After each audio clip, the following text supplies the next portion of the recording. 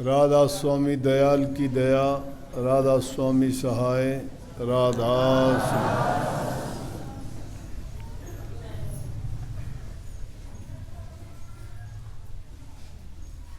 आप सबको सबसे बड़े दीपावली त्यौहार की बहुत बहुत मंगल कामनाएं, मुबारकबाद, शुभ दिवाली। अंग्रेजी में हैप्पी दिवाली बोलते हो ना, हिंदी में शुभ दिवाली। आप सभी जानते हैं ये खुशी का त्यौहार हमारे देश में सब त्योहारों से मुख्य त्यौहार है।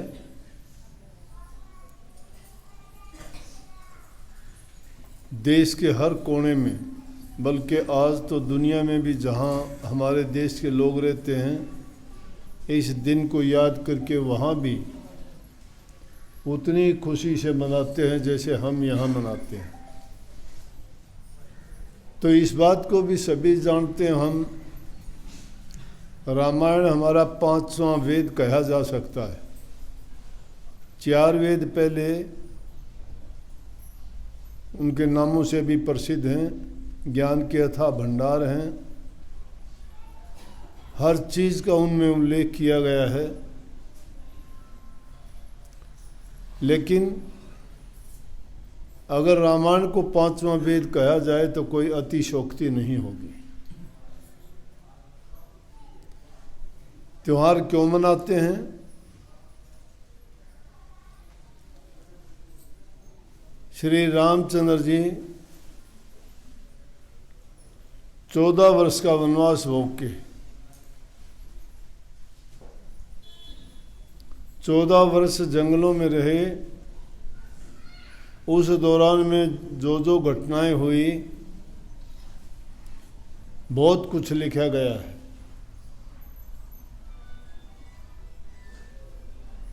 वो तो सिर्फ एक हम लोगों को समझाने के लिए जीवन के हर पहलू को इतना सुंदर ढंग से उन्होंने खुद जी कर बताया, समझाया कि इंसान को अपने जीवन में आने वाली परेशानियां, घटनाएं, अपने रिश्ते नाते, अपनी मान मर्यादाएं, अपना जीवन किस ढंग से जीना चाहिए। आज भी अगर कहीं खुशी की बात होती है तो कहते हैं राम राज आ गया, राम राज्य। उस राम राज्य में शांति थी, आपस में भाईचारा था, बहुत प्रेम था। श्री रामचंद्र जी लोगों के हृदय में राज करते थे। और उनका प्यारा जब अयोध्या नगरी से चला गया तो ऐसी अवस्था अयोध्या नगरी की हो गई जैसे सूर्य अस्त होने के बाद रात्रि, काली रात्रि आ जाती है जिसमें चंद्रमा नहीं होता। लोगों के चेहरे मुरझा गए, किसी के घर में कोई खुशी नहीं थी, कोई बधाइयाँ नहीं बढ़ती थी, कोई गीत नहीं गाए जाते थे। इतना प्यार करते थे, बल्कि वो जब वन को चलने लगे तो सारी अयोध्या नगरी पीछे पीछे चल दी। परंतु श्री राम जानते थे, लोगों को कह के गए कि कोई चिंता ना करो, मैं खुशी से जा रहा हूँ, मैं भी किसी विशेष काम के लिए जा रहा हूँ। क्योंकि जो मालिक की मौज और मर्जी होती है उसको सिर्फ जो महाबुद्धिमान व्यक्ति होते हैं वही समझते हैं। मूर्ख लोग तो घटनाएं जब आती हैं तो उनको समझ के विचलित हो जाते हैं, प्रभु में भी दोष निकालना शुरू कर देते हैं। लेकिन तुलसीदास जी ने लिखा है कि बनी बनाई बन रही और मन की ना, तुलसी धोखा मत रहो मगन रहो मन में। ये कोई बुद्धिमान विवेकशील पुरुष जान सकता है कि बनी बनाई बनने का मतलब जिसको आप लोग भाग्य कह देते हो, जिसको आप लोग कर्म कह के अपना दिल समझाते हो, मेरे कर्म ऐसे थे, मेरे भाग्य में ये लिखा था, नहीं, वो भावी होती है।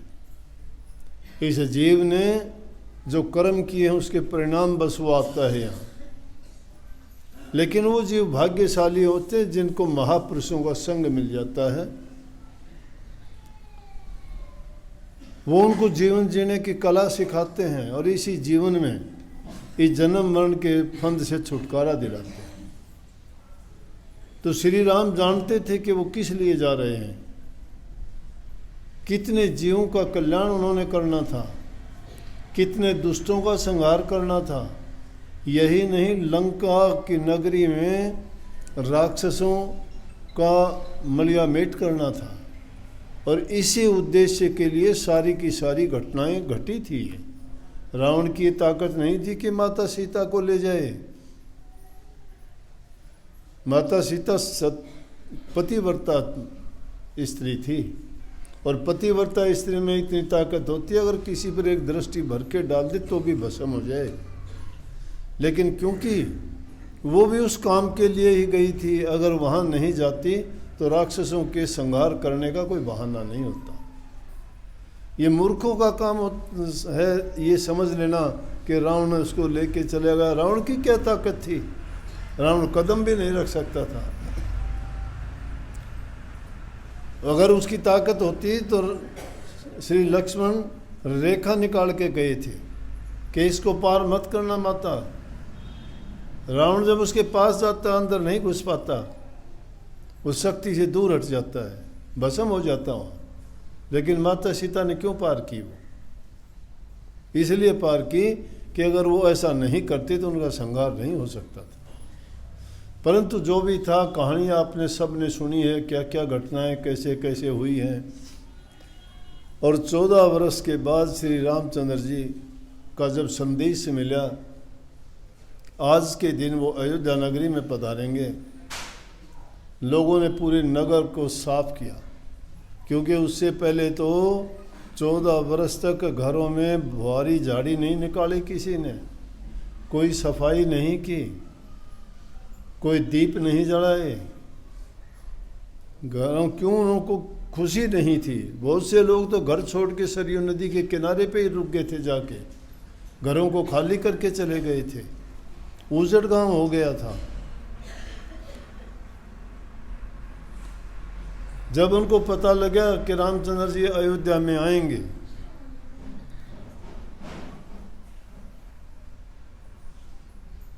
तो उन्होंने घरों की सफाई की, दीप जलाए, प्रकाश किया। उससे पहले दीप नहीं जलाया किसी के घर में। जब कोई भी ऐसी बात होती थी तो लोग दिया नहीं जलाना, किसी को गाली भी देते तो कहते तेरे दिया जलाने वाला भी ना बचे कोई, कहते हैं कि नहीं। और किसी को खुशी होते कहते हैं कि तेरे घी के चसके। तो लंका नगरी में जब ये पता लगने, आज भी वो नकल करते हैं, लोग नए बर्तन लाए, नए वस्त्र लाए, घरों को संवारा, रंग रोगन किया और सब गलियों को धो डाला। उसी में से अंग उस भिरणी का था जब जिसमें ये गाया इन लड़कियों ने, धन धन भिरणी भाग तुम्हारे श्री रामचंद्र घरावना। धन्य धन, महापुरुषों का आगमन किसी के घर में चरण टिक जाए तो धन्य भाग।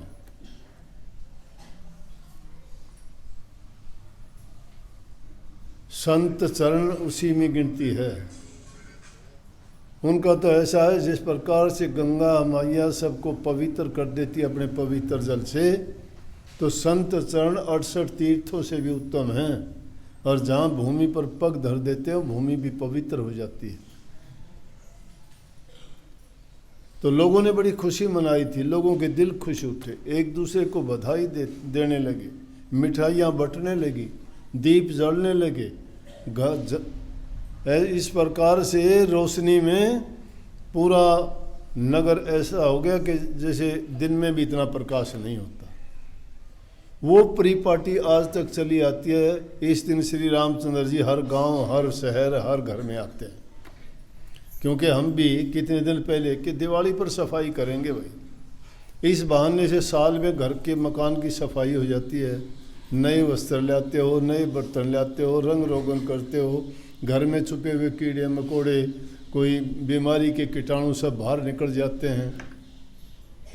मौसम बदल जाता है, इसके बाद गर्मी चली जाती है, ठंड का मौसम आगे शुरू होता है। दीप जलाते हो, खुशियाँ मनाते हो, एक दूसरे को बधाई देते हो, मिठाइयाँ खाते हो, खिलाते हो, ये सब खुशी की बात है। और खुशी में आदमी जब किसी से मिलता है तो खुशियाँ ज़्यादा बढ़ जाती हैं। दुख के समय जब किसी के पास जाते हो तो दुख बढ़ जाता है, कम हो जाता है। बहुत अच्छा रिवाज है। एक खुश इंसान के पास जाओगे तो वो भी आपको खुश कर देगा। एक मुरझाए हुए आदमी के पास जाओगे जिसका दिल दुखी है, तुम दुखी नहीं होगे तो वहाँ तो कम से कम आपको भी दुखी होना ही पड़ेगा, चाहे बनावटी दुखी क्यों ना हो। किसी के यहाँ अगर अफसोस करने जाते हो, कोई गुजर जाता है तो उसको कोई दुख तो नहीं होता, लेकिन जाके बैठता है तब तक तो मुरझाया हुआ चेहरा लेके ही बैठता है वहाँ। और अगर किसी के शादी वगैरह में जाता है तो वहाँ जब सब नाचते कूदते हैं, मिठाइयाँ खा हंसते बोलते हैं, तो जो भी जाता है वहाँ बड़ा हंसी खुशी से जाता है। इसलिए खुशी के समय में जाने से खुशियाँ ज़्यादा बढ़ जाती हैं और दुख के समय किसी के पास जाने से दुख कम हो जाता है। ये हमारा रिवाज था, हमारे संस्कार बहुत अच्छे थे, लेकिन आज वो संस्कार लोप होते जा रहे हैं।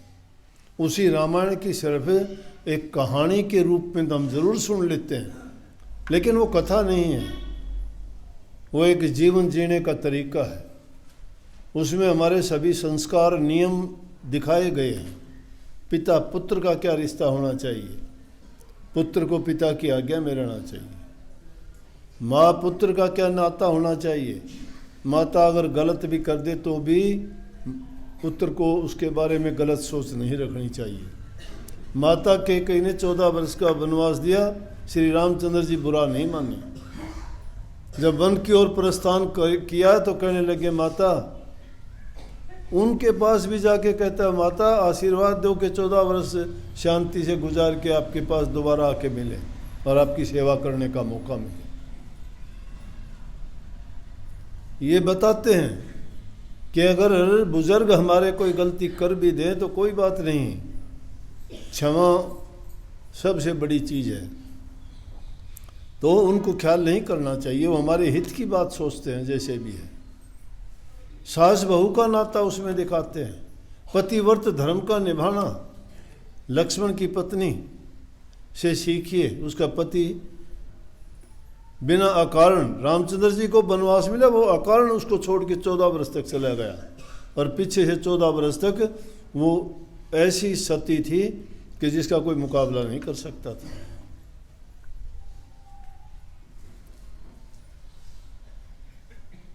माता सीता तो साथ गई थी, लेकिन वो पतिव्रत धर्म को अपने घर बैठे कैसे निभाया, तो स्त्री का धर्म निभाने का, मित्र का, बुराई मिटाने का और अच्छा रास्ता अपनाने के लिए हर कदम कदम पर उस रामायण में बहुत बड़ी बड़ी ज्ञानवर्धक बातें दिखाई गई हैं, क्योंकि वो घटित हुई थी।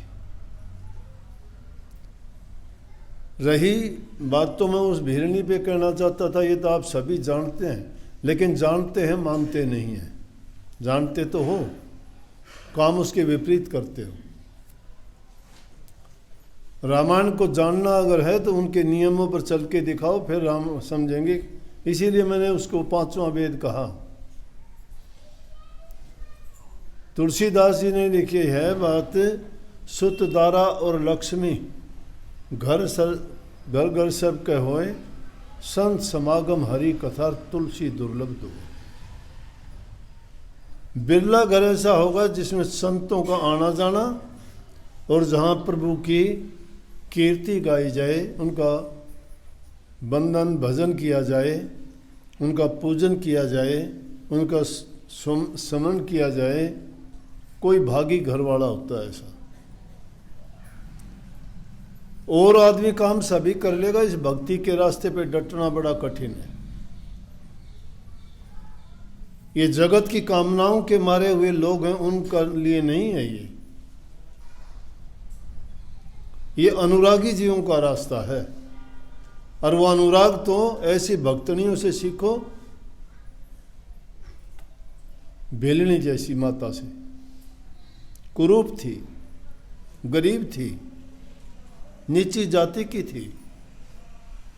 क्या जाति, क्या रूप, क्या धन दौलत, अमीर नहीं थी। ये चीज़ें मायने नहीं रखती। मायने क्या रखती है? इंसान के शुद्ध विचार, प्रभु की भक्ति, पवित्र हृदय।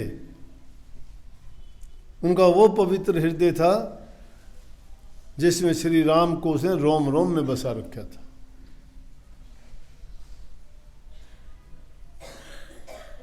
गरीब घर में पैदा हुई थी। कहानी अनेकों सुनते हैं, कोई जवानी सुनी है, कोई ग्रंथ की कहानी इधर उधर से हो सकता है, उनमें किसी में ज़्यादा कहा गया हो, किसी में कम कहा गया हो, लेकिन इसमें तो संदेह नहीं है कि वो अव्वल दर्जे की भक्तनी थी, पूरी तरह से श्री राम के समर्पित थी। उनके सिवाय उसको दुनिया में कुछ दिखाई नहीं देता था। और एक घटना ने उसके जीवन को बदल दिया। कहते हैं बेलनी जाति की थी, शादी का टाइम हुआ, रिश्ता उसका पक्का कर दिया गया। तो कहते उसका पिताजी बकरी और ये ला के घर में बांधना शुरू कर दिया।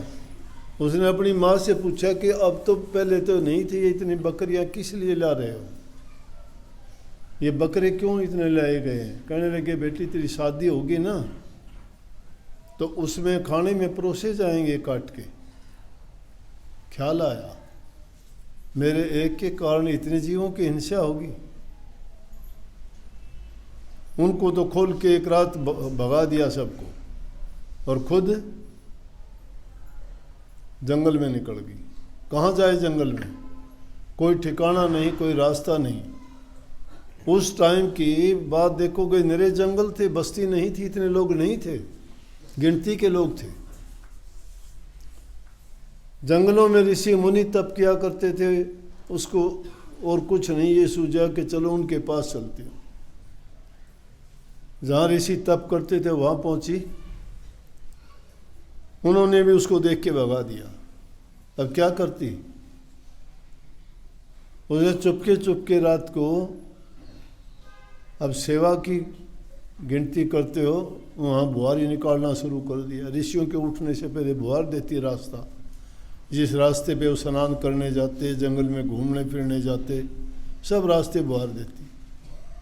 पानी भर के रख देती पहले ही। ऋषियों ने सोचा ऐसा कौन करता है। एक दिन उन्होंने छिप के देखा कि भाई पानी भी भर जाता है, रास्ते साफ करता है, कौन करता है ऐसा? तो छिप के देखा तो उसको पकड़ लिया और कहने लगे कि तुझे भगाया था तो क्यों करती है ऐसा काम? जब किसी ने भी उसको प्यार नहीं किया तो मतंग ऋषि, एक बूढ़ा ऋषि था, उसने देख के उसके दिल में दया आई, कहने लगे बेटी तू मेरे पास आ जा। उसके आश्रम में रहने लगी, उनकी सेवा करती थी। सेवा करते करते आराम से जिंदगी गुजर होती थी।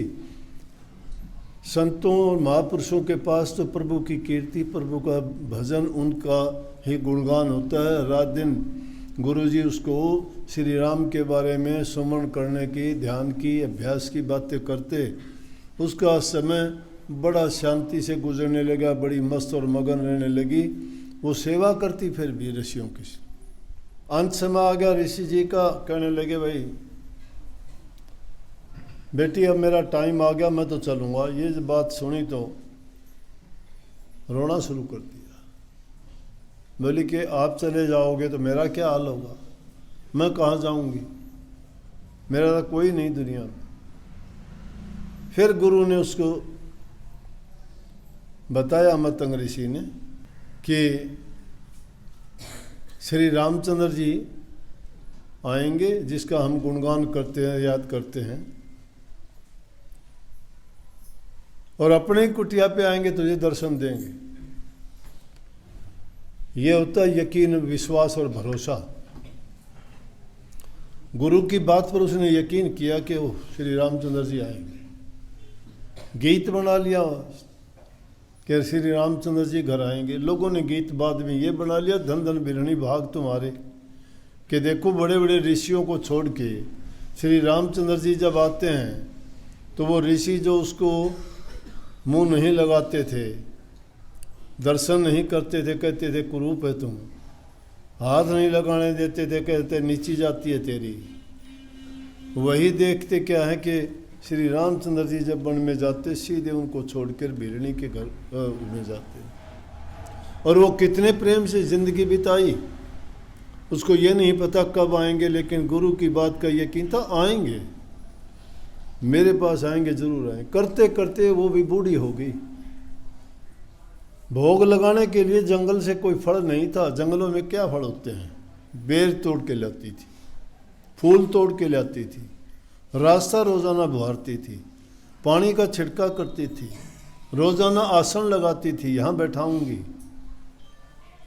बेरों का भोग लगवाऊंगी, फूल चढ़ाऊंगी, चरणों में माथा टेकूंगी, आशीर्वाद लूंगी, दर्शन करूंगी, और इस बार तो उनको छोड़ूंगी नहीं, अब तो अपना जीवन मुक्त करवा के ही मैं पीछे हटूँ। ऐसे विचार से रोज़ाना इसी में लगी रहती। परवाह इनका पता नहीं लगता कब दिन आता है, कब छिप जाता है। करते करते बूढ़ी होगी, दिखाई देने में भी उसको कम रोशनी होगी आँखों की। लेकिन जब किसी का प्यार का नाता जुड़ता है ना, वो दिल से जुड़ता है, और दिल में वो ताकत है, लाखों कोस बैठा आदमी को भी अगर तुम सच्चे दिल से याद और पुकार करोगे ना, हिचकी आनी शुरू हो जाएंगी। उसको कहोगे याद करता है कोई, होता है कि नहीं? अगर सच्चाई हो तो पल की देर नहीं लगती। दिल के दिल से तार जुड़े होते हैं, बनावटी नहीं। ये आजकल के बनावटी है ना, वो तो जबान से कुछ कहते हैं, दिल में कुछ होता है, करते कुछ हैं, सोचते कुछ। आज के ज़माने के लोगों की अजीब कहानी है। मैंने लिख रखा, गरज मरज की रही दोस्ती, कौन किसी को प्यारा है। ऊपर से सब करें दिखावा, मन अंदर से काला है। गरज मरज का काम है, गरज पड़ती है तो बहुत प्यारा, बहुत अच्छा, तू ऐसे मेरा तो गुरु जी, और कोई को नहीं, आपका है सहारा से। और फिर काम लेकर जा, मेरा क्या करया, मेरा क्या करया। गुरु का क्या नाता हुआ भाई? गुरु इन कामों के लिए है कि ये तो कुछ भी को नहीं। गुरु जो तुम्हारा काम करता है वो तुम्हें पता ही नहीं है। गुरु से नाता इसलिए जोड़ो तुम्हारा हित कल्याण हो, इस जन्म मरण से छुटकारा मिले, इस काल और माया की जेल से तुम्हें निकाले। किस लिए जाते हो? अगर सच्चे बन के जाओगे तो गुरु सब कुछ दे देगा। अब कम बुद्धि वाले ये भी सोचते सब कुछ क्या दे देगा, गरीब हूँ तो धन दे देगा। अरे धन नोट नहीं देगा, तुम्हें जीवन जीना सिखा देगा, बुराइयाँ छुटवा देगा। टाइम पर काम करोगे, बरकत होगी हर काम में। सच्चे दिल से करोगे, सच्चे दिल से करोगे, तुम्हारी हर चीज़ में तुम्हें फ़ायदा ही फ़ायदा होता चला जाएगा। लोग कहेंगे वहाँ से ले आया ये, खजाना गड़ा हुआ है तुम्हारे पास है, लेकिन तुम लापरवाही करते हो, सोचते नहीं इस बात को कैसे लिया जाता है। प्यार के कारण, प्यार में वो ताकत है, श्री रामचंद्र जी को बुला लिया। प्यार में वो ताकत है, द्रौपदी ने हस्तिनापुर में कहा कृष्ण जी को बुला लिया। प्यार में वो ताकत है, धन्य भगत ने अपने खेत जुतवा लिए। प्यार के अंदर वो शक्ति है, नामदेव ने अपनी छान छपवा ली। प्यार के अंदर वो शक्ति है कि रविदास जी ने जूती बनवा ली उनसे। तुम्हारा राम के गहने थोड़ा रखे है, लेकिन तुम्हारा इतबार विश्वास नहीं है। राम से मिलने का रास्ता बताने वाले कोई झूठा मानते हो तुम? बोला ना ना, इसने सही को नहीं बताया। अपनी कमी नहीं बताते, कमी अपनी देखा करो। खुद की कमी निकाल लोगे ना, फिर देखना उसका आनंद ही अलग होगा। श्री रामचंद्र जी के लिए रोजाना वो आए या ना आए, लेकिन वो रोजाना अपना काम करती थी। और ऐसा करते करते आई, लेकिन कदे मेहनत भी करो और बेकार चली जा। एक बार एक महात्मा ने कह दिया कि भाई 24 घंटे में आदमी की वाणी एक बार तो सत्य निकलती है, जरा वो टाइम उकना नहीं चाहिए आदमी को। एक ने सोची ले देखांगे किस तरह, लेकिन एक लोग का लठ और वो घेर के न, और उसने बोला सोने का हो जा, सोने का हो जा, सोने का हो जा। जिसको जो जरूरत हो वो एक करेगा। बोला सोने का हो जा, सोना 24 घंटे लग गया रहा। और जब वह घड़ी आई ना साची वाली, जे दो तंग आके नहीं रहा सोने का नहीं तो पत्थर का हो जा। वह घड़ी थी सोने में होने की, जब उसने भूल गया वो पत्थर का हो गया। तो दिल में जब सच्चाई नहीं हो आदमी का तो होया हवाया काम भी उल्टे जाया करे से कदे नहीं जानते हो। सच्चे दिल से पलटू लिखी नसीब की संत देते हैं फेर, जो दिल साच हो अपने तो पलक न लागे देर। दिल में साच हो तो पलक की देर नहीं लगती, लेकिन दिल में सच नहीं आती। ये काम सच्चाई का है, ये काम धर्म का है, ये काम मर्यादाओं का है, ये विश्वास का है। ये एक ऐसा संकल्प है जिसको लेने के बाद में आदमी पीछे नहीं आगे ही आगे बढ़ता है। और जो पीछे बढ़ता है वो तो जगत की कामनाओं का गुलाम है। इसलिए उनके लिए नहीं उपदेश हमारा जिनको जगत कामना मारा। जो जगत की कामनाओं के गुलाम है वो जगत में ढूंढो, सारी चीज़ मिलेंगी। शराबी को शराबी मिलेंगे, सुल्फेड़ी को सुल्फेड़ी मिलेंगे, गुंडे बदमाशों गुंडे बदमाश मिलेंगे, खिलाड़ियों को खिलाड़ी मिलेंगे, भक्तों को भगत मिलेंगे, और विश्वासियों को संत मिलेंगे, और उनका कल्याण होगा। तो बिरणी के पास श्री रामचंद्र जी आए, उनको दर्शन दिए। बात तो बहुत ज़्यादा बड़ी है, लेकिन इतनी ही बताऊंगा क्योंकि वो प्रकरण इसलिए चल गया। और श्री राम का आज अयोध्या में आगमन की खुशी थी, इसलिए आप लोग भी घरों में जाके दीप जलाना, खूब मिठाई बांटना, मिठाई खाना और खिलाना, सबको गले लगाना, मीठा बोलना, अच्छा बोलना। दिए भी एक आधा घी का भी जला लियो, और उसमें अब सावधानी की बहुत ज़रूरत है। इस दिन में दुर्घटनाएं बहुत होती हैं। छोटे और नादान बच्चे फूल जड़ी हैं, पटाखे हैं, आतिशबाजी करते हो, किसी की आँख में लग जाएगा, किसी के कपड़ों में गिर जाएगा, कोई जड़ जाता है, किसी की आँख में चोट, आँख खराब हो जाती है ज़िंदगी भर के लिए। घरों में कई बार आग लग जाती है, लापरवाही क्यों दिए जलाते हो। कहीं कपड़े रखे हों, कहीं तूड़ा पड़ा हो, कहीं पूड़ी पड़ी हो, कहीं और कुछ ऐसी चीज़ हो जो ज्वलनशील हो, जलने वाली चीज़, तो उनमें वो अगर आग पकड़ जाते हैं तो बहुत भारी नुकसान हो जाता है। लापरवाही नहीं करना। और कितने भी दिए जलाओ, घी का दिया एक ज़रूर जलाना, क्योंकि ये दिए और ये जलाओगे तेल त्याल के, वो तो क्या करेंगे, प्रदूषण फैलाएंगे, पोल्यूशन होगा उससे तो और ज़्यादा, जो बहुत खतरनाक और जहरीला होगा। लेकिन घी का दिया जलाओगे तो वातावरण शुद्ध होगा, अच्छी खुशबू आएगी, और घर में माता लक्ष्मी झांक के देखेगी। जिसके घर में घी का दिया जलता होगा तो वहाँ तो ज़रूर आएगी वो। क्यों? गंदी जगह में तो कोई जाना पसंद करे, लक्ष्मी जी तो करे को नहीं बिल्कुल भी। तो घी का दिया जला के बैठ के देखियो, लक्ष्मी आओगी। इसलिए संभल के सारे काम भाई। सबको बहुत बहुत पुनः आशीर्वाद।